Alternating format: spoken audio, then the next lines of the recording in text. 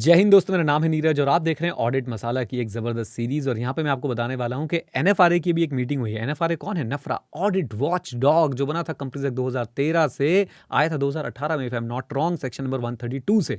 तो एनएफआरए ने भाई साहब क्या किया है, एनएफआरए ने बुलाई एक मीटिंग जिसके अंदर एनएफआरए के 11 बोर्ड मेंबर्स थे। वैसे 12 होने चाहिए थे, इंटरेस्टिंगली एक सबसे इंपॉर्टेंट बोर्ड मेंबर जो है वो मिसिंग था। अब इनके क्या क्या डिसीजन हुए हैं, क्या इंपैक्ट आने वाला है आपके करियर पर, वो सारी बातें मैं आपके साथ शेयर करने वाला हूँ। राइट, वीडियो की स्पीड आप लोग अपने हिसाब से एडजस्ट कर लीजिएगा। और अगर आप लोगों को पता है ना क्या करना है, चैलेंज आपके लिए यही है, वीडियो को लाइक करना। 1000 लाइक्स का आप लोगों के लिए टारगेट है। मुझे पूरा विश्वास है आप लोग जो है लाइक टारगेट अचीव करा देंगे। करो करो पहले लाइक। हाँ ठीक है, अब आगे बढ़ेंगे। अब मेरी बात को जरा ध्यान से सुनो। तो एनएफआरए की मीटिंग हुई और एनएफआरए की मीटिंग में इन्होंने भाई साहब क्या किया है, एनएफआरए ने बोला है कि हम लोग नए ऑडिटिंग स्टैंडर्ड्स जो है नोटिफाई कराएंगे। नए एकदम फ्रेश 40 के 40 स्टैंडर्ड्स जो है लोग अमेंड कर रहे हैं और नोटिफाई करा रहे हैं अप्रैल 2026 से। यस, आपने सही सुना। और इसके अंदर वो विवादित एसएस 600 भी है जिसको लेके बहुत सारी लड़ाई हुई थी। क्यों लड़ाई हुई थी? अगर आप लोग ऑडिट मसालों को फॉलो करते हैं तो आपको पता होगा। नहीं पता तो मैं आपको जल्दी से बता देता हूं। एसएस 600 को लेके क्या कहा जाता है कि एसएस 600 में हमारे साथ जो बात होती है किसकी, कि भाई एक हमारा प्रिंसिपल ऑडिटर है यानी जो मेन कंपनी का ऑडिटर है, और दूसरे हमारे जो है वो अदर ऑडिटर्स हैं यानी कि जो कंपोनेंट के ऑडिटर्स हैं। अभी क्या होता है, कंपोनेंट का ऑडिटर कंपोनेंट के लिए रिस्पॉन्सिबल, मेन कंपनी का ऑडिटर मेन कंपनी के लिए रिस्पॉन्सिबल। मेन कंपनी का ऑडिटर जो है वो कंपोनेंट के ऑडिटर्स पर रिलाई करके अपनी रिपोर्ट दे देता है। लेकिन अमेंडेड 600 में एनएफआरए बोलता है कि देखो जी, ग्लोबल प्रैक्टिस फॉलो करो। और ग्लोबल प्रैक्टिस के चलते क्या होना चाहिए, ग्लोबल प्रैक्टिस के चलते ये होना चाहिए कि हमारा जो मेन कंपनी का ऑडिटर है वही रिस्पॉन्सिबल रहेगा कंसोलिडेटेड फाइनेंशियल स्टेटमेंट के लिए कंप्लीटली, यानी वो अपनी रिस्पॉन्सिबिलिटी से ऐसे पल्ला नहीं झाड़ सकता है। Okay, now one thing.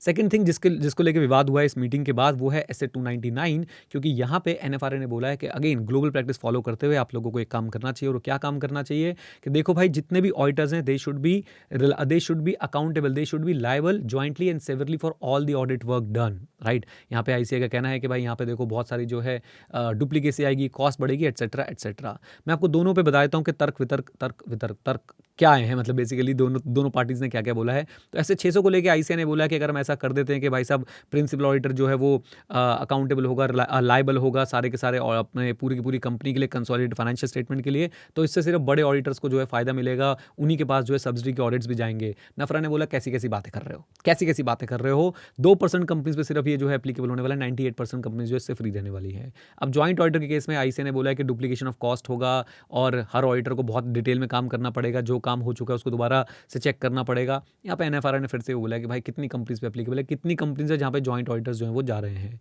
Anyways, तो ये मैंने आपको बता दिया कि क्या चला इनके बीच में। अब बात करते हैं कि मीटिंग का आउटकम क्या निकला। मीटिंग का आउटकम ये निकला कि देखो जी, अप्रैल 2026 से, यस अप्रैल 2026 से जो है नए ऑडिटिंग स्टैंडर्ड्स जो है एप्लीकेबल हो जाएंगे। और इनका नाम भी चेंज किया जा रहा है। जैसे कि आप लोगों को इंड एएस बताए गए थे, अब यहाँ पे इंड एसएज आ रहे हैं, इंड एसएज। राइट, तो इंड एसएज यानी कि इंडियन स्टैंडर्ड्स ऑन ऑडिटिंग जो है वो ये लोग लेके आने वाले हैं अप्रैल 2026 से। अब यहाँ पे एक और प्रॉब्लम जो है वो आ रही है, वो प्रॉब्लम मैं आप लोगों को बताता हूँ जल्दी से। लेकिन उससे पहले मैं आपको बता दूं कि आप लोग स्किल 91 विजिट कर सकते हो और हमारे एक्सेल के कोर्स में अपने आपको एनरोल कर सकते हैं और एक्सेल सीख सकते हैं, और बहुत सारी कोर्सेज और भी हैं उनको भी चेकआउट कर सकते हैं।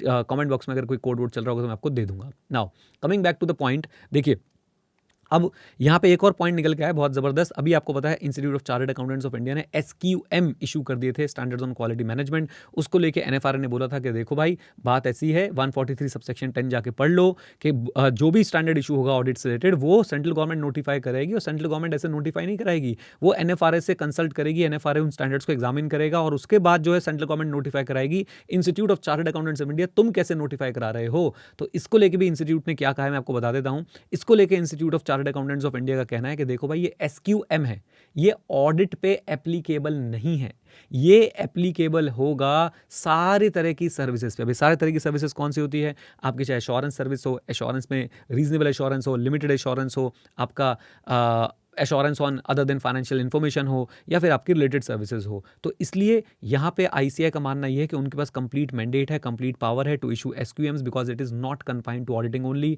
एनएफआरए ने बोला कैसी कैसी बातें कर रहे हो, बचकानी बातें कर रहे हो। बिल्कुल आप लोगों को समझना चाहिए कि अल्टीमेटली ऑडिट पे सबसे ज़्यादा इंपैक्ट आता है इसका। राइट, तो ये भी ऑडिटिंग स्टैंडर्ड्स का ही पार्ट है और इसको भी इशू करने के लिए सेंट्रल गवर्नमेंट ही नोटिफाई करेगी। तो ये सारी चर्चा जो है वो चलिए। आपको बता दूं कि बोर्ड मीटिंग में 11 मेंबर्स थे, 11 में से जो है वो 3 आईसीआई के रिप्रेजेंटेटिव थे और बाकी 8 लोग जो है है वो कंप्लीटली इन एग्रीमेंट है। किसके साथ इन एग्रीमेंट है? जो भी एनएफआरए के प्रपोजल्स हैं, और आईसीआई के 3 मेंबर्स ने अपोज किया है एसए 600 और एसए 299 की अमेंडमेंट को। एक बात मैं आपको और बताना चाहता हूँ, ये जो नाम में चेंज हुआ है, यहाँ पे यूनैनिमसली हर कोई एग्री कर, नाम में क्या रखा है, विलियम शेक्सपियर ने कहा था, what is in the name. Anyways, तो सारे के सारे जो है वो एग्री कर गए कि भाई नाम तो चेंज कर दो, इंड एसेज। कितना अच्छा लग रहा है सुनने में, वाह वाह वाह वाह वाह, इंड एसेज। तो ये है कुछ कंक्लूजन्स इस मीटिंग के, और आगे देखते हैं क्या होगा। अभी थोड़ा सा तो टसल चल रहा है आईसीआई और एनएफआरए के बीच में। एनएफआरए को बुलाया जाता है audit watch dog, and they are keeping an eye on the auditors, specifically auditors of big companies, listed companies, जो पब्लिक पे डायरेक्ट इंपैक्ट डालती हैं। उम्मीद करता हूँ आप लोगों को ये पसंद आया हमारा आज का सेशन। अगर पसंद आया तो वीडियो को फिर से एक बार बोलूंगा, लाइक जरूर कर दीजिएगा, चैनल को सब्सक्राइब कर दीजिएगा। Thank you very much, stay connected, stay जय हिंद। और हाँ मित्रों, सीखते रहें, क्योंकि सीखना शुरू तो जीतना शुरू। Bye bye and take care, God bless you all.